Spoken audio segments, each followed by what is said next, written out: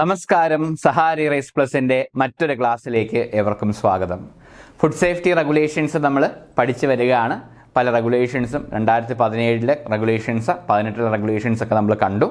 തുടർന്ന് ഏറ്റവും പ്രധാനമായ റെഗുലേഷൻ്റെ തന്നെ എല്ലാത്തിൻ്റെയും കാരണവരായ റെഗുലേഷൻ, ഫുഡ് സേഫ്റ്റി സ്റ്റാൻഡേർഡ്സിൻ്റെ റെഗുലേഷനുകളുടെ കാരണവരായ റെഗുലേഷനാണ് നമ്മളുടെ ഒരു ചെറിയൊരു ഇൻട്രൊഡക്ഷൻ നമ്മൾ നോക്കുന്നത്. ആ 2011 റെഗുലേഷനിൽ തന്നെ ഏറ്റവും പ്രധാനമായ ക്വാളിറ്റി ഫുഡ് സ്റ്റാൻഡേർഡ്സ് ഒക്കെയാണ് അതിൽ പ്രതിപാദിക്കുന്ന ഏറ്റവും പ്രതിപാദികമായ വിഷയങ്ങൾ, നമ്മൾ സിലബസിൽ പറയുന്ന കാര്യങ്ങൾ. എന്നിരുന്നാലും ആ ഫുഡ് സേഫ്റ്റി റെഗുലേഷൻസിൽ, ആ 2011 റെഗുലേഷൻസിൽ എന്തൊക്കെ ഭാഗങ്ങളാണൊന്ന് കവർ ചെയ്യുന്നത് ജസ്റ്റ് ഒരു ഇൻട്രൊഡക്ഷൻ കഴിഞ്ഞിട്ട് തുടർന്ന് 2011 അനുബന്ധമായ റെഗുലേഷൻസിലൂടെ നമ്മൾ കടന്നു പോകുന്നതായിരിക്കും. അപ്പോൾ നമുക്ക് ഒട്ടും വൈകാതെ തന്നെ ക്ലാസ്സിലേക്ക് കടക്കാം. FSSAIയുടെ റെഗുലേഷൻസിലേക്ക് വരുമ്പോൾ സെക്ഷൻ 91, ഇതിൽ ഏറ്റവും ഇൻട്രൊഡക്ഷൻ പറയുമ്പോൾ റെഗുലേഷൻസ് എങ്ങനെ രൂപാന്തരപ്പെടുന്നു, ഏത് സെക്ഷൻ വഴിയാണ് റെഗുലേഷൻസ് വരുന്നതിന് പ്രത്യേകം ശ്രദ്ധിക്കണം. സെക്ഷൻ 91 പ്രധാനമായിട്ടും പറയുന്നു. സെക്ഷൻ 92 പ്രകാരമായിട്ടാണ് റെഗുലേഷൻസ് ഒക്കെ വരുന്നത്. 91 പ്രകാരം central government to make rules for carrying out provisions of the act. ഈ ആക്ടിൽ പറയുന്ന കാര്യങ്ങൾ നടത്തിയെടുക്കാനായിട്ട് സെൻട്രൽ ഗവൺമെൻറ്റ്സിന് റൂൾസ് പ്രിസ്ക്രൈബ് ചെയ്യാമെന്ന് പറയുന്നു. അതുപോലെ തന്നെ സെക്ഷൻ 92 ക്ലോസ് 1 പറയുമ്പോൾ ഫുഡ് അതോറിറ്റിക്ക് with previous approval of central government and after previous publication by notification make regulations consistent with act and rules made thereunder. ഇതിൻ്റെ വ്യത്യാസം നോക്കൂ.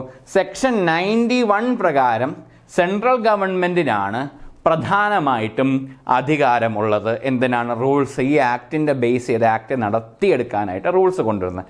സെക്ഷൻ 92 പ്രകാരം ആർക്കാണ് അതോറിറ്റി? ഫുഡ് അതോറിറ്റിക്കാണ്, ഫുഡ് സേഫ്റ്റി അതോറിറ്റിക്കാണ് റൂൾസ് ഇറക്കാൻ, റെഗുലേഷൻസ് കൊണ്ടുവരാനുള്ള അധികാരം.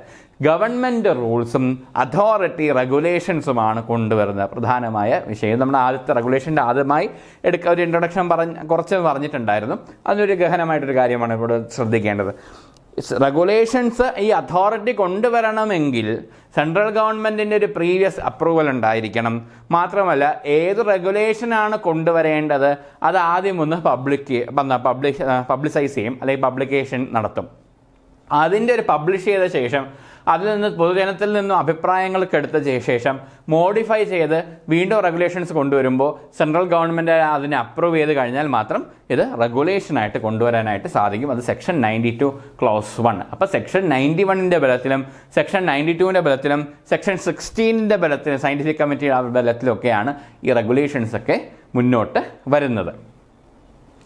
അല്ല, FSSAI draft rules and regulation through ഇപ്പം നേരത്തെ പറഞ്ഞ പോലെ എക്സ്റ്റെൻസീവ് കൺസൾട്ടേഷൻസ്, ഡെലിബറേഷൻസ്, ചർച്ച, മീറ്റിംഗ്, സ്റ്റേക്ക് ഹോൾഡേഴ്സിനൊക്കെ, ഫുഡ് ബിസിനസ് ഓപ്പറേറ്റേഴ്സിനൊക്കെ വിളിച്ച്, അക്കാഡമിക്സ് ഒക്കെയുള്ള ആൾക്കാരൊക്കെ വിളിച്ചിട്ട് എങ്ങനെ റെഗുലേഷൻസ് കൊണ്ടുവന്ന് എല്ലാ ചർച്ചകളിലൂടെയാണ് ഒരു റെഗുലേഷൻസ് ഇൻട്രൊഡ്യൂസ് ചെയ്യുന്നത്.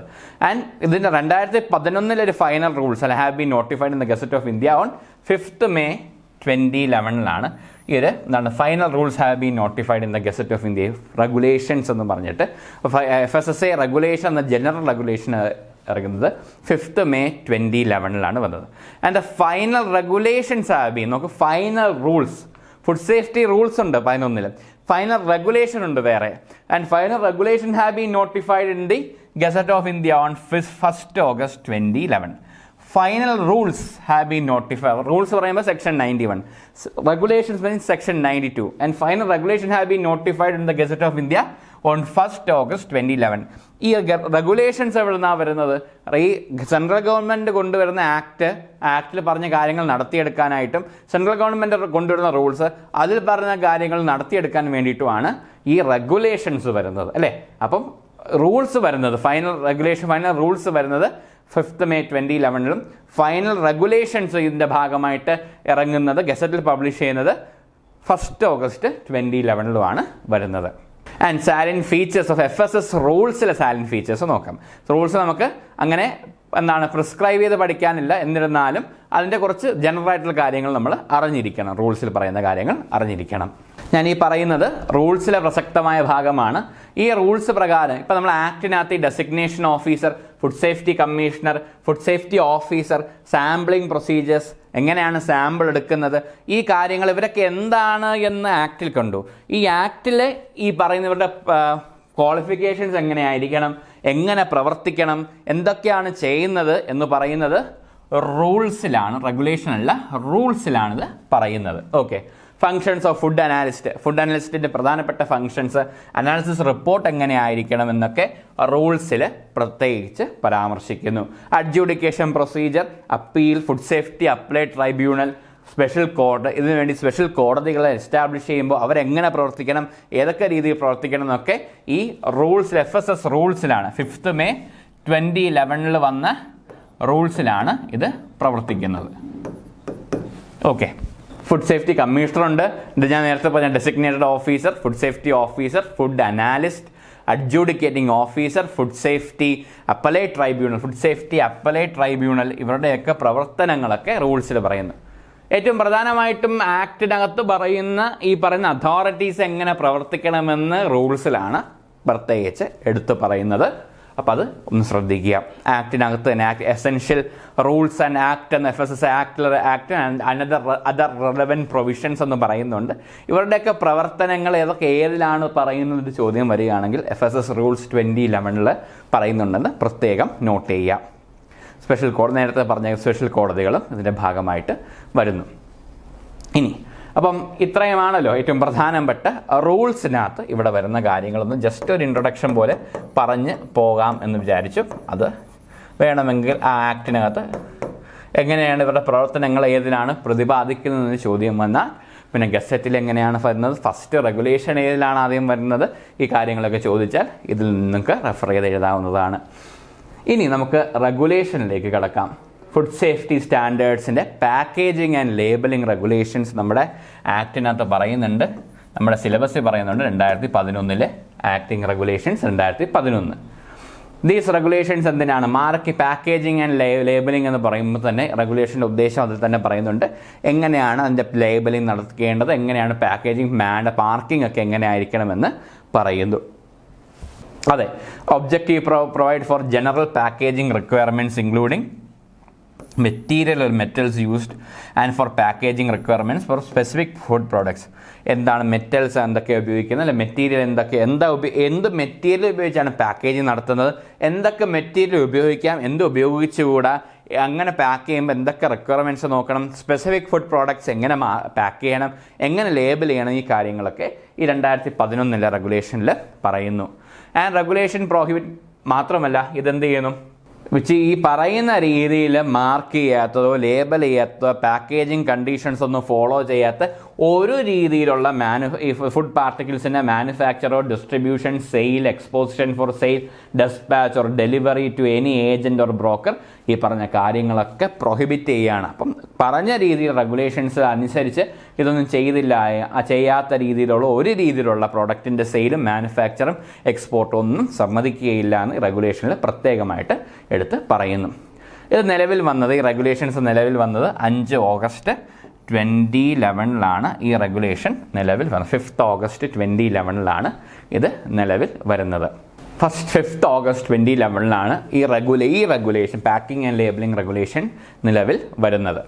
തുടർന്ന് എന്താണ്, let address the food safety standards packing regulations നോക്കുകയാണ്. 2011 പ്രത്യേകമായ ഇമ്പോർട്ടൻ്റ് ആയ കോണ്ടെക്സ്റ്റ് നോക്കണം. ഇതിനൊരു പ്രത്യേകതയുണ്ട്, അതിൻ്റെ അവസാനത്തിൽ ഞാൻ പറയും. ഇത് ഈ 2011 ഈ ഒരു റെഗുലേഷൻ്റെ അവസാനം വരുമ്പോഴേക്കും ഞാൻ പറയും. ഇമ്പോർട്ടൻ്റ് ആയിട്ട് എന്താണ് ഇതിൽ പാക്കേജിങ് ലേബലിങ്ങിൻ്റെ കാര്യം തന്നെയാണ് ഇതിൽ പറയുന്നത്. സൈലൻറ്റ് ഫീച്ചേഴ്സ് ലെവൽ പറഞ്ഞിട്ട് നമ്മുടെ സിലബസിൽ പറയുന്നുണ്ട്. പ്രത്യേകമായ സൈലൻറ്റ് ഫീച്ചേഴ്സ് പാക്കിംഗ് എന്ന് പറയും.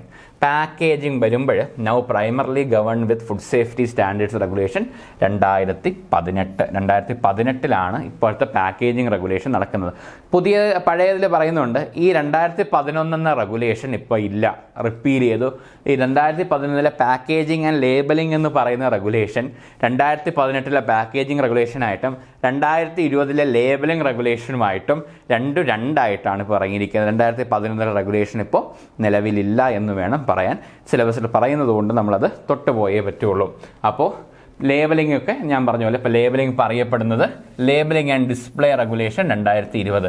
എന്നിരുന്നാലും പഴയ കാലത്തിൻ്റെ അവരുടെ ഒരു കോൺട്രിബ്യൂഷൻ നമുക്ക് മറക്കാൻ പാടുള്ളതല്ലല്ലോ. അപ്പോൾ അതുകൊണ്ട് പ്രധാനമായ റെഗുലേഷൻ എന്താണ് 2011 റെഗുലേഷൻസ് എന്താണ്, അവരുടെ സ്പെസിഫിക് സാലന്റ് ഫീച്ചേഴ്സ് ഒന്ന് നോക്കി പോകുന്നത് അത് നന്നായിരിക്കുമെന്ന് എനിക്ക് തോന്നുന്നു. അപ്പോൾ 2011 റെഗുലേഷൻസ് നോക്കുമ്പോൾ food safety and provide consumer with necessary information. Packing and ലേബലിംഗിൻ്റെ ഉദ്ദേശം എന്തിനാണ് അവിടെ പാക്കേജിങ് ഈ പറഞ്ഞ ഡീറ്റെയിൽസ് ഒക്കെ ഇടുന്ന ആർക്ക് വേണ്ടിയിട്ടാണ്, ഇത് ഉപയോഗിക്കുന്നത് ഉപഭോക്താക്കൾക്ക് വേണ്ടിയിട്ടാണ് കാര്യങ്ങൾ പറയുന്നത്. അതിൽ പ്രധാനമായിട്ടും കീ ഏരിയാസ് കവർ ചെയ്യുന്നത് general labelling requirement, mandatory declaration of food, the food name. ഈ ഭക്ഷണത്തിൻ്റെ പേര് തീർച്ചയായിട്ടും അതിൽ മാൻഡേറ്ററി ആയിട്ട് അതിൽ പാക്കേജിങ്ങിനായിട്ട് എഴുതിയിരിക്കണം. എന്തൊക്കെയുണ്ട്, ലിസ്റ്റ് ഓഫ് ഇൻഗ്രീഡിയൻസ് എന്തൊക്കെയുണ്ട്, അതിൻ്റെ വെയിറ്റ് എത്ര ഗ്രാം വിധമാണ് ചേർത്തിരിക്കുന്ന കാര്യങ്ങൾ അതിൽ തീർച്ചയായിട്ടും ചെയ്തിരിക്കണം. 2011 ലേബൽ റിക്വയർമെൻറ്റ്സ് ആണ് പറയുന്നത്. ഡിക്ലറേഷൻ വെജ് ആണോ നോൺ വെജ് ആണോ എന്ന് കാണുന്ന സ്റ്റാറ്റസ് കൊടുക്കില്ല. പച്ച കുത്ത്, പിന്നെ ചോപ്പില്ലല്ലോ, ബ്രൗണോ അതില്ല, പച്ച എന്തിനാണ് കാണിക്കുന്നത്, വെജ് സ്റ്റാറ്റസ് കാണിക്കുന്നതാണ്. Specific simple green dot for veg, brown dot for non veg എന്ന് പറഞ്ഞ് കണ്ടിട്ടുണ്ടാവില്ലേ ഓരോ പാക്കറ്റൊക്കെ മേടിക്കുക. അന്നേരത്തെ നെയ്യ് മേടിക്കുമ്പോഴൊക്കെ വെജിറ്റബിൾ ആണ് അല്ല വെജ് ആണെന്ന് കാണിക്കുക ഒരു പച്ച മാർക്ക്, ഗ്രീൻ മാർക്ക് അതിൽ കൊടുത്തിരിക്കും. അല്ലാതെ എന്താണ് ബ്രൗൺ ആണ്, മീറ്റ് പ്രോഡക്റ്റ്സ് ഒക്കെ ആഡ് ചെയ്തിട്ടുണ്ടെന്ന് അറിയപ്പെടുന്നത്. പിന്നെ ഡിക്ലറേഷൻ ഓഫ് നെറ്റ് ക്വാണ്ടിറ്റി, എത്രയാണ് അതിൻ്റെ ക്വാണ്ടിറ്റി, വോളിയം ഓർ നമ്പർ എത്ര പറയണം. ഡിക്ലറേഷൻ ഓഫ് മാനുഫാക്ചറിങ് ഡേറ്റ് അതിൽ പറയണം. Best before and use by date എന്ന ഈ വാക്കുകൾ അതിൽ ഉപയോഗിച്ചിരിക്കണം.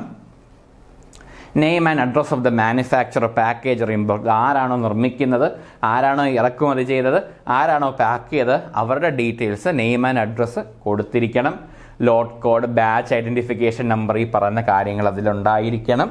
പിന്നെ എന്താണ്, കൺട്രി ഓഫ് ഒറിജിൻ, ഇറക്കുമതി ചെയ്ത ഭക്ഷണമാണെങ്കിൽ ഏത് രാജ്യത്തിൽ നിന്ന് വരുന്നതെന്ന് പ്രത്യേകം സ്പെസിഫൈ ചെയ്യണം. പിന്നെ instruction four use if necessary, ചില ഭക്ഷണ പദാർത്ഥങ്ങൾ എങ്ങനെ കഴിക്കണം എന്ന കാര്യത്തിന് ഇൻസ്ട്രക്ഷൻസ് ഉണ്ട്. അത് വേണമെങ്കിൽ അത് ചിലപ്പം അങ്ങനെ അത് കഴിക്കുക, അങ്ങനെ വേണം യൂസ് ചെയ്യാനെന്ന് പ്രത്യേകം പറയുന്നുണ്ടെങ്കിൽ അതിൻ്റെ ഇൻസ്ട്രക്ഷൻ ആ ഫുഡിൽ അതിൻ്റെ ആ പാക്കേജിങ്ങിൽ ഉണ്ടായിരിക്കണമെന്നും 2011 റെഗുലേഷനിൽ പറയുന്നു. പിന്നെ declaration of food additives use, food additives എന്തെങ്കിലും ആഡ് ചെയ്തിട്ടുണ്ടോ എങ്കിൽ അതും ഡിക്ലെയർ ചെയ്യണമെന്നാണ് പറയുന്നത്. ആൻഡ് ന്യൂട്രീഷണൽ ഇൻഫർമേഷൻ, അടുത്ത ഏറ്റവും പ്രധാനമായൊരു കാര്യം 2011 പ്രധാനമായൊരു കാര്യമാണ് ന്യൂട്രീഷണൽ ഇൻഫർമേഷൻ പറയുന്നു. Requirements of providing nutritional facts as per 100 gram 100 ml or per serving, energy, protein, carbohydrate, fat എത്ര, കാർബോഹൈഡ്രേറ്റ് എത്ര, എന്താണ് പ്രോട്ടീൻ എത്ര, എനർജി, ആ പറഞ്ഞ കാര്യങ്ങളുടെ കറക്റ്റായിട്ടുള്ള അളവ് രേഖപ്പെടുത്തണം. And which became increasingly mandatory over time, specially for certain food product categories അല്ലേ. കാർബോഹൈഡ്രേറ്റ് എത്രയുണ്ട്, ഫാറ്റ് എത്രയുണ്ട്, ഷുഗർ എത്രയുണ്ട്, ഈ പറഞ്ഞ കാര്യങ്ങളൊക്കെ പറയാം. ന്യൂട്രീഷണൽ ഇൻഫർമേഷൻ കറക്റ്റായിട്ട് സ്പെസിഫൈ ചെയ്യണം, അത് ഏറ്റവും ഇമ്പോർട്ടൻ്റ് കാര്യമാണ്. ഓക്കെ, അപ്പം ആ ഗ്രീൻ ഡോട്ട് ആൻഡ് ബ്രൗൺ ഡോട്ടൊക്കെ വരുന്നത് ഏത് റെഗുലേഷൻ പ്രകാരമാണ്, 2011 റെഗുലേഷൻ പ്രകാരമാണ്. ലേബലിംഗ് ആൻഡ് മാർക്കിംഗ് റെഗുലേഷൻ പ്രകാരം ഓർക്കുക. അപ്പം മീറ്റ് പ്രോഡക്റ്റ്സ് ആണെങ്കിൽ ഏത് മാർക്കാണ് കൊടുക്കുന്നത്, ഗ്രീൻ ഡോട്ടാണോ റെഡ് ഡോട്ടാണോ എന്നൊക്കെ പ്രത്യേകം ചോദ്യം വേണമെങ്കിൽ അവർക്ക് ചോദിക്കാവുന്നതാണ്. FSSAI logo license number, requirement to display the FSSAI logo license number issued in the food business operator on the label. FSSAI ലോഗോയും ലൈസൻസ് നമ്പറും എന്താണ് ഇഷ്യൂ ചെയ്യണം അല്ല ഡിസ്പ്ലേ ചെയ്യണമെന്ന് പറഞ്ഞ ആദ്യത്തെ റെഗുലേഷനും 2011 ഈ പറഞ്ഞ റെഗുലേഷൻ തന്നെയാണ് വരുന്നത്.